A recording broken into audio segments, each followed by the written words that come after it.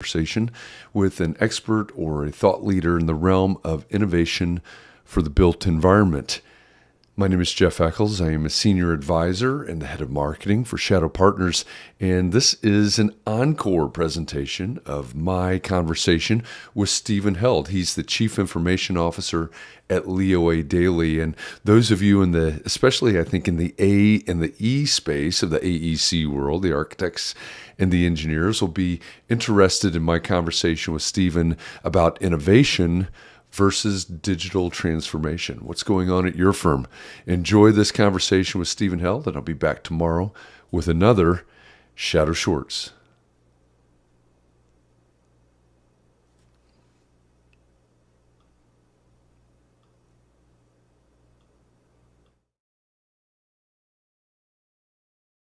Hey, welcome back to Shadow Shorts. If we've never met before, my name is Jeff Echols. I am a senior advisor and the head of marketing for Shadow Partners. And every weekday, I bring you one conversation with an expert or thought leader somewhere in the realm of innovation for the built environment. And today is no different. I am joined today by Stephen Held. He is the Chief Information Officer for a large A&E firm here in the United States called Leo Daly. Just to set the table a little bit, Stephen and I had a nice conversation in San Francisco a little over a month ago, I guess it was now, at AIA, American Institute of Architects National Conference on Architecture. So, Stephen, welcome. Glad that you're here, and I'm looking forward to picking the conversation up. Well, thank you, Jeff. Happy to be here. It's great to have you here. So, one of the things that we talked about when we were in San Francisco was the difference between innovation and digital transformation. And before we went live, we talked a little bit about, okay, well, where do these things position themselves? What's the umbrella, and what's more focused than that? But just to set the table, I guess, how would you describe the difference between innovation and digital transformation? I'm sure you asked me this question today and asked me 2 weeks from now, I might answer it differently. But I do think that one sort of supersedes the other. So I guess when I look at, and we've talked about innovation, um, I tend to think or feel about that as incremental improvements. And I think Mhm. that a lot of what we do in our firms, we try to do it on active projects, and so you're trying to do one or two things that are unique or innovative is just simply different or a change. If you look at the definition of it, right? So just some sort of subtle improvement.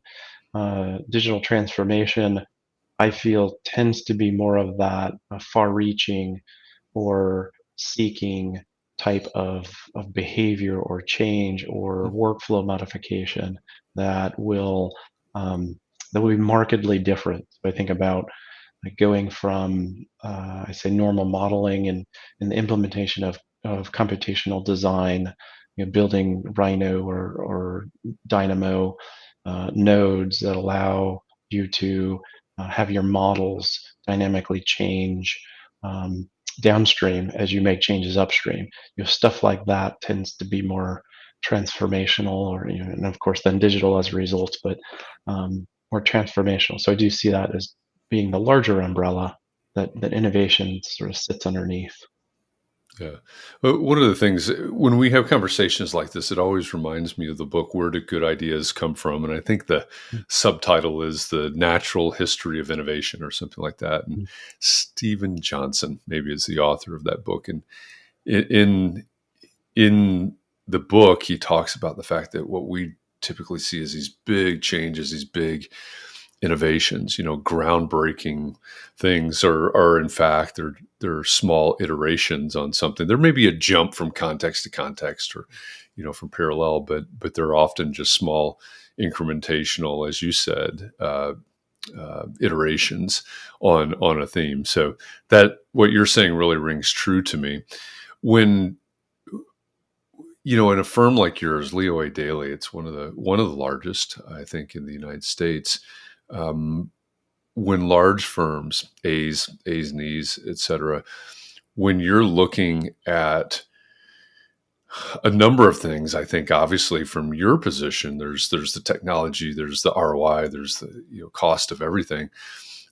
What is it that you focus on from your level, from your point of view as a chief information officer, when you're looking at digital and what's possible in terms of the rest of 2023, maybe and into 2024? What are you looking for um, with a mind towards digital transformation or even innovation? Yeah, it's another question that I might have answered very differently a year ago and could a year from now. You- So we are you mentioned the large firm roundtable, and so we are one of 65 firms, I think, that are part of that group. We've have been in this role for almost 17 years, been in that circle for that entire duration, uh, sometimes more than others. And more recently, last couple of years, we've struggled with that exact question: is how do we stop not so much competing against ourselves, but on the commodity sorts of things, how do we Mhm. stop being so redundant and lift ourselves up in a more collective manner, and then compete on the things that are really competitive advantage? And there's a lot of Yeah. misnomers as to what's really competitive advantage, and and so we um, 38, I think, maybe 39 firms right now got together and created this entity that just went live earlier this year called the Innovation Design Consortium, to try to capture some of those things that are fundamental to lifting the industry up. I would put those in that innovation category. It's something that we Mhm. all need to do, and frankly, it's something that what we hope in a couple of years, other firms will join into that same group and enable that sort of base level sharing, so that we can get to these other things. So we use internally, we started to use this purchase, partner, protect theme. And so purchase is what we've been doing a lot, which is buying software, your Autodesks, your Bentleys, we have probably 1,000 software titles in just our firm size. So um, you're trying to use those to the best of your ability, and I think that's where you get some innovation.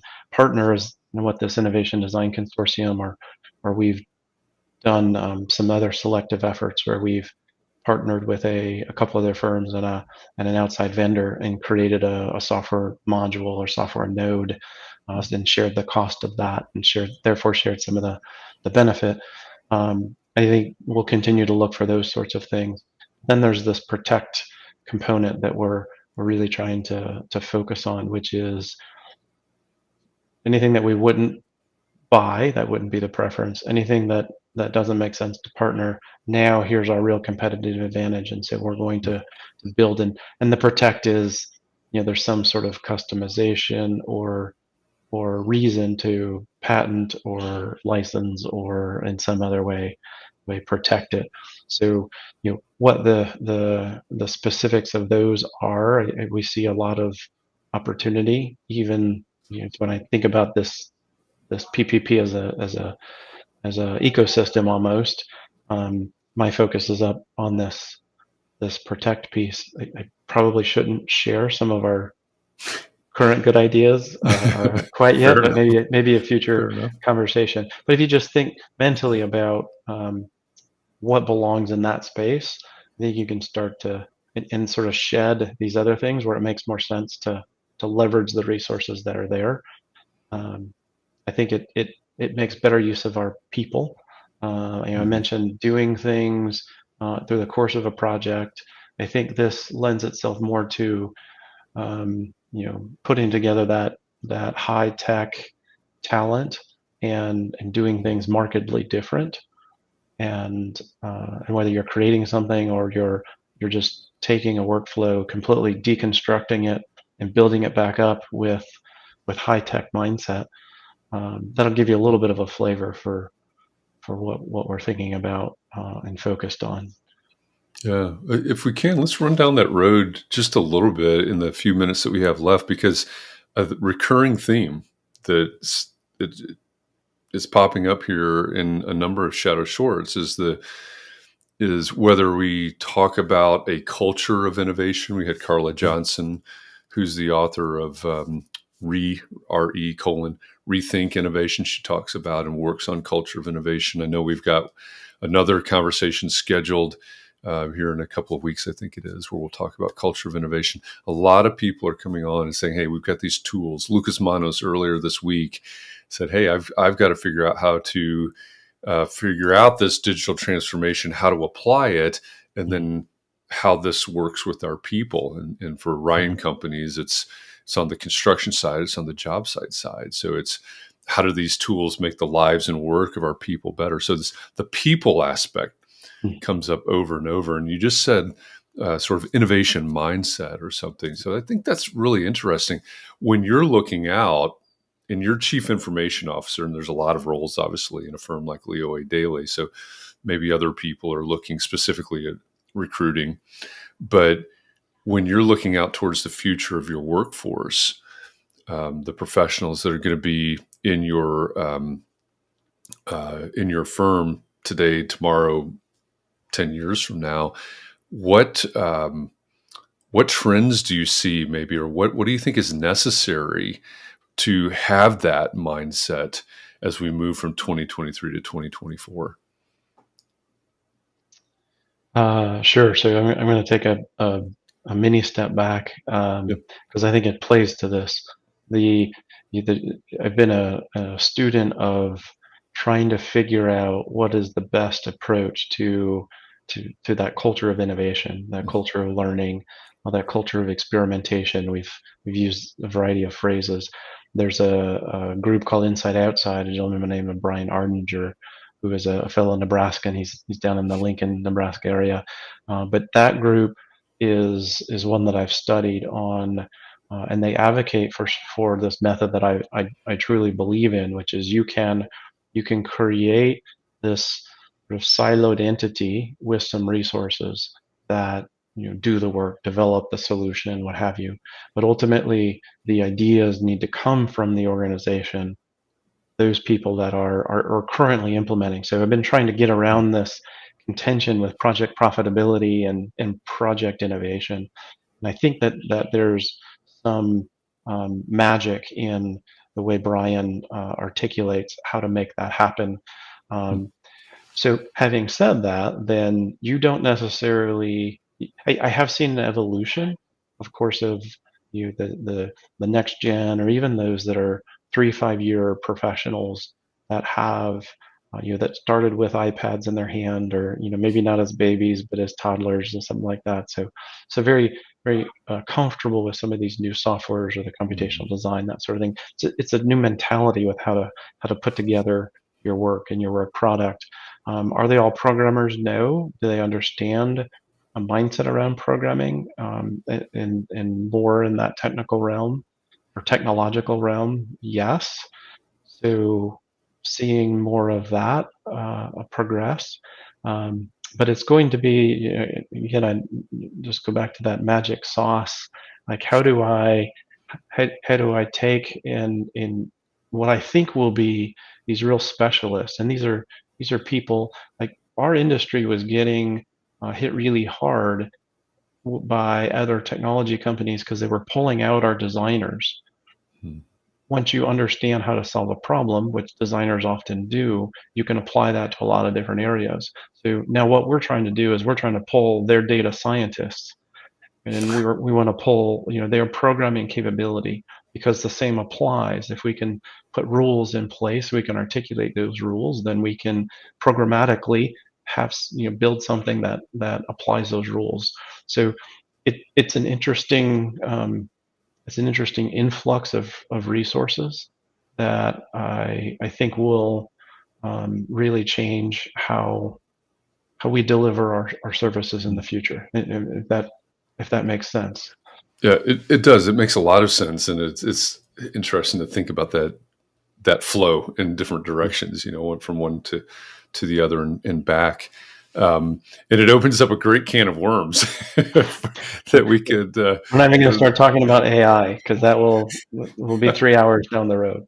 Yeah, that's all right. We'll touch on that another day. But Yeah, it's fascinating, and I think there are a lot of people that are watching this or will watch this in some sort of time shifted manner that are going to listen to this and say, "Hey, I want to know more about that." And if you're in that camp, if you're watching this somehow right now, and you say, "Hey, I do want to know more," the first thing I would say is look up Stephen on LinkedIn. Maybe connect with him there on LinkedIn, and or go to leoadaly.com. That's the URL for the firm where Stephen is the chief information officer, and you can find out what they have going on.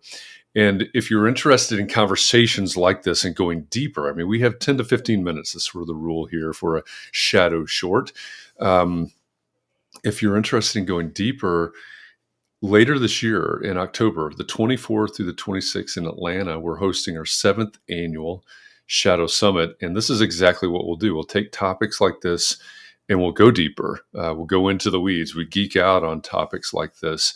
Our KP Reddy, our CEO, has described Shadow Summit 2023 as being a Cliffs Notes version of everything that's happened in terms of innovation for 2023 and a preview of what you need to focus on, think about, plan for, budget for 2024. And so that gives us license to have conversations like this. What does it mean to have an innovation mindset? What about bringing people from these other, the tech community into our firms? The softwares, the AIs, will certainly touch on all of those as topics at Shadow Summit 2023. And so you can find more information at shadowsummit.com. There's actually, it's a purposefully intimate setting, 200 tickets max. And so I would encourage you to go over to shadowsummit.com. There's a little button towards the top of the page there for you to apply to attend there. But if you're interested in conversations like this, you might want to join us October 24th through 26th around the Georgia Tech campus, so in Atlanta. So think about that. Stephen, this is, like I said, I mean, we could, you just said we could spend 3 hours on AI. We certainly could. We could spend another hour on, right where we are right now on this topic. So I thank you for opening the can of worms. Maybe we'll have to come back in the future and we can explore it a little bit further. Would love to. That's great. Thank you for doing this. For all of you out there that watch these Shadow Shorts, I appreciate you for joining us. I'll be back again tomorrow with another expert, another thought leader in the realm of innovation for the built environment, and hope this piques your interest in some way. So